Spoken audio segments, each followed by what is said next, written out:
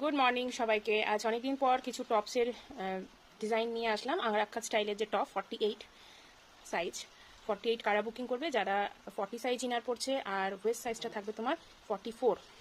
আঙ্গরাক্ষা স্টাইলের টপ তোমরা অনেকেই জানো কেমন হয়। তো এটা কিন্তু শর্ট টপ আছে, তোমরা স্কার্ট, জিন্স, র্যাপার সব কিছুর সাথে কিন্তু তোমরা একদম এটা পরতে পারবে, ঠিক আছে। বা আমি যেরকম ধুতি প্যান্ট দেখাই সেই ধুতি প্যান্টের সাথেও কিন্তু ভীষণ সুন্দর লাগে।